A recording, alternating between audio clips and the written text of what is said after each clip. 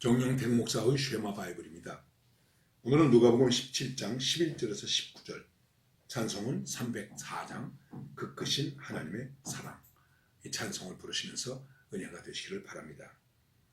예수께서 예루살렘으로 가실 때에 사마리아와 갈릴리 사이로 지나가시다가 한 마을에 들어가시니 나병 환자 10명이 예수를 만나 멀리 서서 소리를 높여 이르되 예수 선생님이여 우리를 불쌍히 여기소서 하거늘 보시고 이르시되 가서 제사장들에게 너희 몸을 보이라 하셨더니 그들이 가다가 깨끗함을 받은지라. 그 중에 한 사람이 자기가 나은 것을 보고 큰 소리로 하나님께 영광을 돌리며 돌아와 예수의 발 아래에 엎드려 감사하니 그는 사마리아 사람이라. 예수께서 대답하여 이르시되 10사람이 다 깨끗함을 받지 아니하였느냐? 그 9은 어디 있느냐? 이 이방인 외에는 하나님께 영광을 돌리러 돌아온 자가 없느냐 하시고 그에게 이르시되 일어나 가라 내 믿음이 너를 구원하였느니라 하시더라. 누가복음 가운데는 그 예수님의 비유 중에서도 특별히 이렇게 인간적인 정과 사랑과 인간적인 관심과 배려, 그런 것이 있는 비유들을 많이 보게 됩니다. 오늘 말씀은 우리가 추수감사주일이라든지 또 감사에 관한 설교를 할 때 늘 듣는 말씀입니다. 10명의 문둥이가 고침을 받았는데 한 사람만 돌아와서 예수님께 감사했다. 근데 그 한 사람이 사마리아인이었다. 참 그 말씀이 묘한 거예요. 그 당시에 유대인들에게서 사마리아인은 아주 사람 취급을 안 했거든요. 그런데 하나님의 사람이라고 생각하고 하나님의 율법을 가졌다고 생각하는 이 유대인들은 감사하지 않고 오히려 사람 취급도 받지 못하고 있는 저 사마리아인이 예수님에게 와서 감사했다. 강도 만난 사람을 구해준 사람도 사마리아인이었다. 이렇게 말씀하고 있습니다. 그리고 이 말씀 속에서 그냥 간단하게 생각해 볼 수 있는 것도 우리가 겉으로 봐서 정말 이 사람이 믿음이 있느냐 없느냐, 잘 믿느냐 안 믿느냐, 정말 좋은 사람일까 나쁜 사람일까 구분하기 매우 어렵다는 것이죠.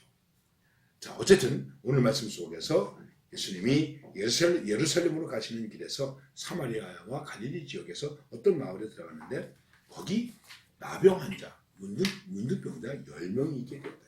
여러분, 문둥병자가 10명이 있어요. 띠거리로 있었다는 것이죠. 문둥병에 걸리면 구약의 법으로는 부정탑니다. 그래서 문둥병이 걸린 사람은 자기가 먼저 소리쳐야 됩니다. 나는 부정합니다. 나는 문둥병 환자입니다. 부정합니다. 내게로 가까이 오지 마세요. 왜냐하면 가까이 가면 그 사람도 부정하기 때문에. 그런데 10명이나 떼거리로 있었으니 이거 보통 일 아니겠습니까? 소리를 질렀는지 안 질렀는지는 잘 모르겠습니다만은 이들의 불행은 문둥병이 걸렸다고 하는 육신의 불행, 육신의 고통을 당하는 불행. 이것만으로도 참으로 불쌍한 사람들입니다. 그런데 사람들로부터 저주를 받았다. 하늘의 저주를 받았다. 그래서 이 나병, 문둥병으로 고생하는 사람들은 사람들의 공동체 속에 들어올 수가 없었던 것입니다. 그런데 이 사람들이 예수님에게 소리를 친 거예요. 여기 있는 말씀 그대로 예수 선생님이요 우리를 불쌍히 여기소서. 가까이 가지도 못하고 멀리 서서 예수님에게 부르짖게 되었습니다. 그랬더니 예수님이 그들에게 말합니다. 가서 제사장에게 몸을 보여라. 나았다 이게 아닙니다. 제사장에게 몸을 보이라. 왜냐하면 문둥병이 걸린 사람이 자기가 문둥병이 나았을 때는 제사장에 가서 몸을 보입니다. 그럼 제사장은 우슬초로 양문을 만들고 여러 가지 절차를 통해서 이 문둥병이 확실히 나았는지 안 나았는지를 확인한 다음에 이제 다 나았으면 다시 공동체 속으로 가정으로 돌아갈 수 있게 된 것입니다. 그러니까 당시의 율법의 관습대로 제사장에 가서 몸을 보이라. 그래서 그들이 가게 됩니다. 고쳐주고 가라 그런 것이 아니라 제사장에 가서 몸을 보이라. 이들이 가는 중에 가다가 우리가 낫네. 자, 이게 그러니까 뭡니까? 믿음이죠.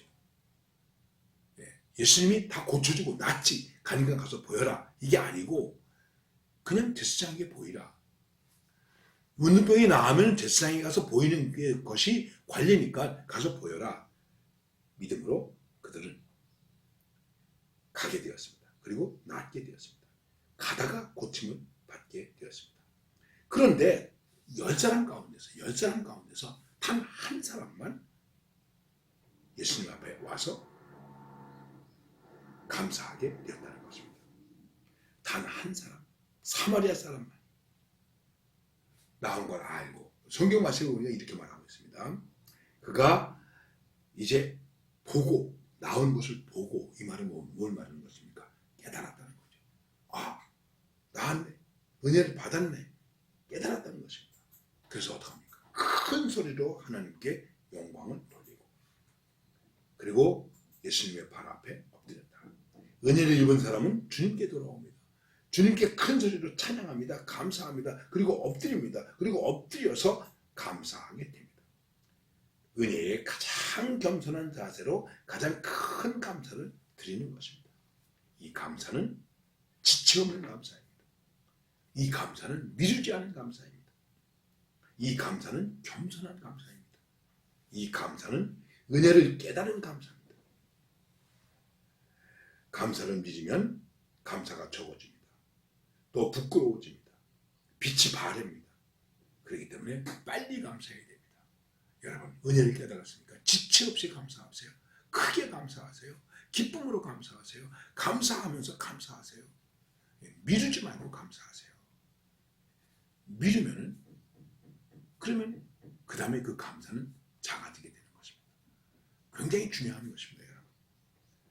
우리는 육체적으로 한때 은혜를 입을 수 있습니다. 그러나 더 중요한 것은 무엇일까요? 구원 얻은 은혜.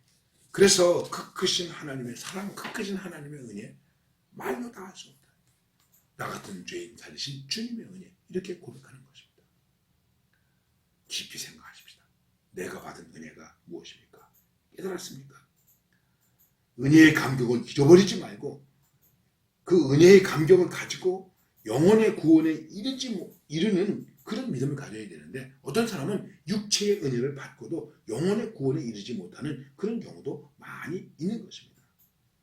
오늘 우리는 은혜를 가볍게 생각하지 말고, 공의적인 것에 빠지지 말고, 진정한 은혜의 근거를 잊어버리지 말고, 나 같은 죄인, 이 불쌍한 죄인, 이 불쌍한 뭉둥이를 구원하여 주셨구나. 그 구원의 감격을 가지고 늘 주님 앞에 나와 엎드리고 감사하고 살해할 수 있는, 주님께서 뼈아픈 말씀을 하세요. 10사람은 낫지 않았느냐? 9은 어디 있냐? 여러분, 오늘도 혹시 주님께서 9은 어디 있냐? 여러분, 9에 속합니까? 한 사마리아 문둥이에 속합니까? 우리는 9에 속하는 사람이 아니라 한 문둥이에게 속한 감사하는 자로, 구원받은 자로 오늘도